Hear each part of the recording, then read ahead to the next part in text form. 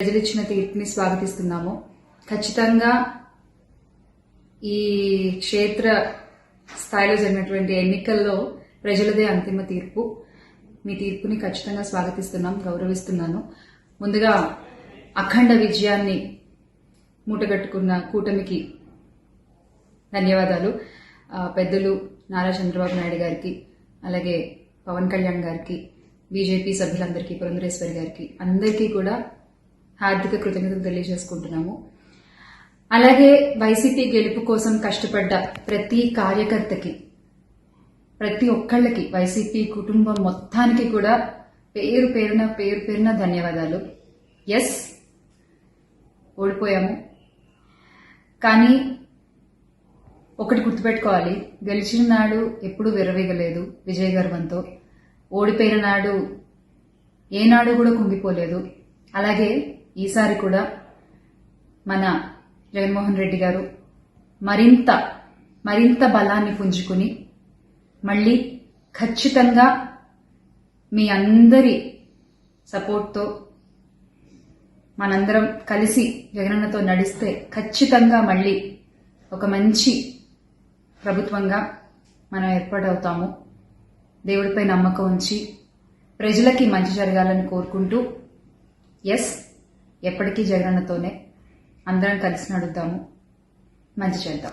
ఏదైనా ప్రజలకి మంచి జరగడం ముఖ్యం. ఈ 5 ఏళ్లు కూడా ఆంధ్రప్రదేశ్కి ఎంత మంచి జరగాలో అంత మంచి జరగాలని మనస్ఫూర్తిగా కోరుకుంటున్నాను. జై వైసీపీ, జై జగన్.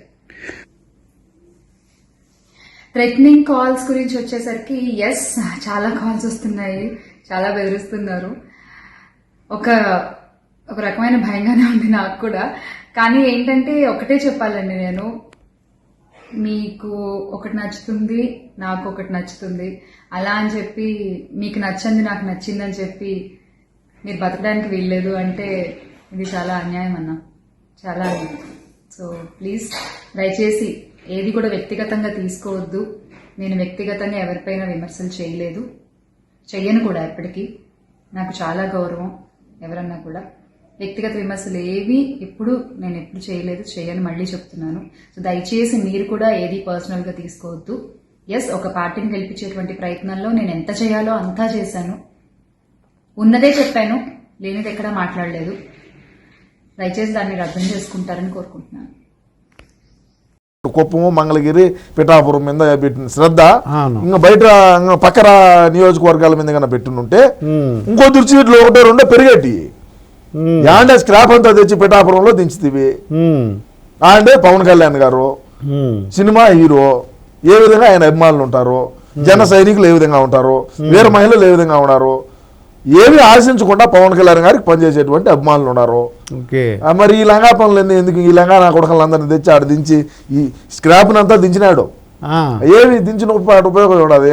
ప్రజాస్వామ్యంలో ఎప్పుడు కూడా అధికార అహంకారంతో, అధికార మదంతో మనమే సుప్రీములము, ప్రజలు మనకు 151 స్థానాలు గెలిపించి మనల్ని ముఖ్యమంత్రి పీఠం మీద కూర్చొని అని చెప్పి నువ్వు ఏదైతే నువ్వు ఆడినటువంటి ఇది ఉండదో ఈ 5 సంవత్సరాలు, అది మాకు భారీగా డ్యామేజ్ జరిగింది.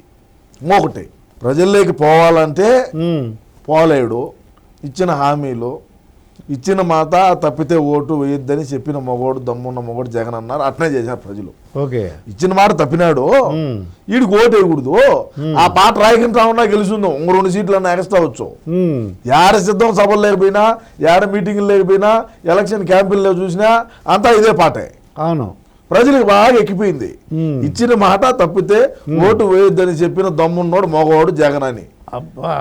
అది బాగా ఎక్కిపోయింది. వీడన్నీ చేసేటన్నీ అయ్యాయి కదా, మద్య నిషేధము, సిపిఎస్ రద్దు, అదే విధంగా చూసుకుంటే ఇంకా జాబ్ క్యాలెండరు, పోలవరం కడతా, రాజధాని అమరావతి, మేము బ్రహ్మాండమైనటువంటి ఇది తెచ్చాము, పరిశ్రమలు తెచ్చాము, పరిశ్రమలు ఉన్నాటి తనివి దొబ్బినాడు, ఏమి తేకపోలా.